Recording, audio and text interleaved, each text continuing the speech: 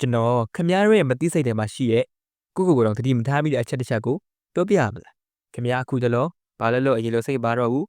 ဒါမှမဟုတ်စိတ်နဲ့ကိုယ်နဲ့မကပ်ဘူးစိတ်သွားတိုင်းကိုယ်မပါဘူးဒါလည်းဖြစ်နေတယ်ဆိုရင်ဒီဗီဒီယိုလေးထဲမှာအလုပ်ကိုဘယ်လိုအာရုံစိုက်ပြီးလုပ်ရမလဲဆိုတာပြောပြပေးသွားမယ်အလုပ်တစ်ခုကိုအာရုံစိုက်ဖို့ကြိုးစားပေးမယ်လေစိတ်ကကိုယ်မိတ်ကိုမနာခံတော့တာလူမျိုးပဲဘာလုပ်ပြီးရင်ဘာလုပ်မယ်ဘာလို့ရအောင်ပြီးမယ်ဆိုတာခမရမှာ plan တိကျရှိတယ်ဒါပေမဲ့တကယ်တမ်းကျတော့လက်တွေ့မလုပ်ဖြစ်ဘူး Facebook တို့ TikTok တို့မှာ discipline ရှိအောင်ဘယ်လိုနေမလဲဆိုတော့ motivational video တွေအများကြီးကြည့်တယ်ကြည့်ပြီးတော့လုပ်တော့မယ်ချတော့မယ်ဆိုပြီးသုံးမဲ့တွေချပြီးလုပ်ပြီးတော့ကောက်ရုံးပြီးပဲကြာဆက်မလုပ်ဖြစ်ဘူးလက်တွေ့မှာဘာမှဖြစ်မလာဘူးနောက်ဆုံးတော့ကိုပြန်ကြည့်ပြီးစိတ်တက်လာရောဒီချက်တွေတွေကအခုကခမရတဲ့ထက်ထူကြနေတယ်ဆိုရင်တော့ခမရအတော်လေးအနေရရှိတဲ့အခြေအနေကိုရောက်နေပါဘာလို့အဲ့လိုဖြစ်ရလဲသိလားအဖေကတော့ dopamine overdose ဖြစ်နေလို့စိတ်ပညာရှင်တွေကတော့ဒါဟာကူးစက်ရောဂါတွေထက်တောင်ပိုကြောက်ဖို့ကောင်းတယ်လို့ပြောကြတယ်ခမရကို screen time ကိုပြန်ကြည့်မိလားဒီနေ့ကိုအနည်းဆုံး9နာရီလောက်ဖုန်းသုံးနေမိတယ်ဟုတ်တယ်မလားအတိတ်ပဲမရှိတဲ့ဟာကြီးကြည့်နေမယ်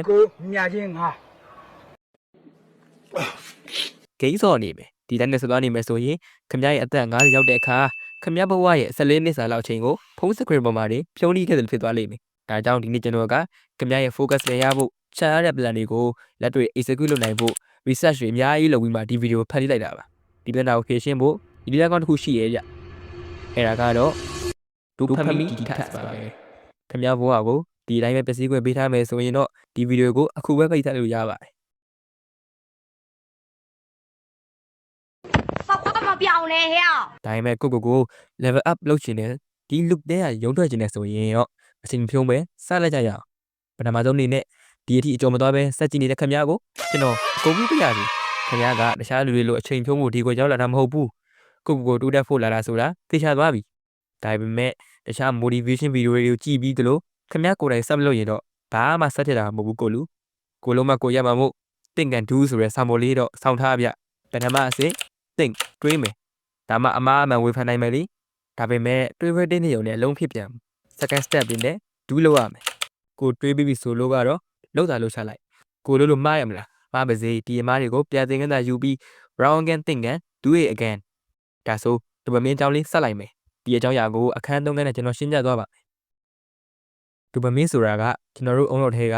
reward system ကိုထိချုပ်ပေးတဲ့ hormone တစ်ခုခင်ဗျားကြိုက်တဲ့ pizza တစ်ခုစားလိုက်တဲ့အခါ Facebook မှာ like တွေအများကြီးရတဲ့အခါဒါမှမဟုတ် crush တွေကနေ reply တင်ရတဲ့အခါ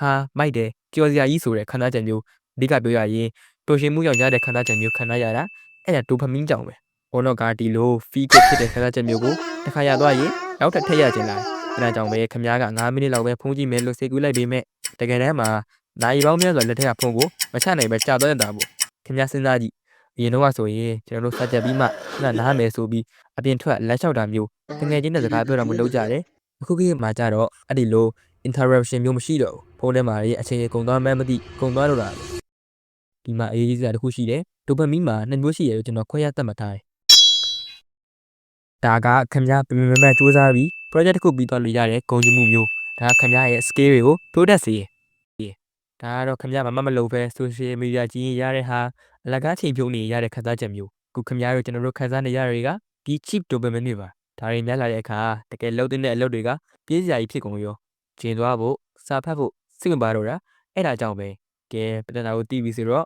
ဘယ်လို detox လုပ်မလဲဆိုတဲ့အစိမ်၅စိမ်ကိုပြောပြမယ်ခင်ဗျားကိုအချိန်ဖြုံးအောင်လုပ်နေရတွေကိုစိတ်ရင်းချရေးပါ social media လား video game လားဒါမှမဟုတ် online shopping လားဒါတွေကိုတီးမှခင်ဗျားခင်းထုတ်နိုင်ပါပါ Microsoft ရဲ့ study ရအခုခေတ်လူတွေရဲ့ focus လုပ်နိုင်စွမ်း focus span က8စက္ကန့်ပဲရှိတော့ရဲ့တဲ့ရွှေကားထက်တောင်နည်းသွားပြီဒါကြောင့်ဒီ trigger တွေကိုတသမမသိအောင်အရင်လုပ်ပါအကျင့်ဟောင်းကိုဖျက်ဖို့ကခက်တယ်ဒါပေမဲ့အကျင့်သစ်နဲ့အစားထိုးဖို့ကပို့လွယ်ပါတယ်ဒါဆိုအချိန်ဖြုံးပြီးအလဟတ်သက်ဖုန်းကြည့်နေမဲ့အစားဖုန်းကြည့်နေတဲ့ပတ်စံရှာရဲ့အလုပ်ကိုလုပ်ကြမလားဖုန်းနဲ့အလုပ်လုပ်မယ်ဆိုခင်ဗျားတို့စဉ်းစားမိတာက mining game တွေ slot game တွေပဲစဉ်းစားမိမနေနဲ့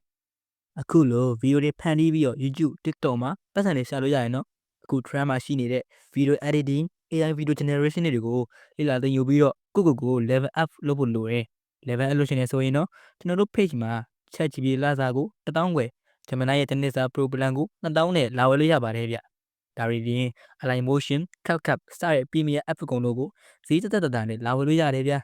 ကဲဒါဆိုရင် video လေးကိုဆက်လိုက်ကြရအောင် ဖုန်းကြီးမဲ့အစားမနက်ခင်းလမ်းလျှောက်တာဝက်ကောက်လို့လည်းမျိုးနဲ့အစားထိုးပါဥပမာခမားကတချင်းနောက်တဲ့လေ့ကျင့်ရှိရဆိုရင်လေ့ကျင့်ကလုံရင်ဒါအဲ့ဒီတချင်းနောက်တဲ့လေ့ကျင့်ကိုလုပ်ပါဒါဆိုရင်တင်တချင်းလမ်းထောက်တဲ့ခါတိုင်းမှာလေ့ကျင့်ကလုပ်ဖို့သတိရနေပါလိမ့်မယ်အစားပိုင်းမှာတော့ပြင်းမှုကောင်းလိမ့်မယ်ဒါပေမဲ့21ရက်လောက်တောက်ခံနိုင်ရင်ခမားဘဝမှာမထင်မှန်ထားတဲ့ discipline မျိုးရလာပါလိမ့်မယ်အဝေးမှာနေရင်အလွမ်းပြေရဆိုသလိုပဲခမားကိုအာရုံနောက်စေတဲ့ app တွေကို home screen ကနေဖယ်ထုတ်ထားပါ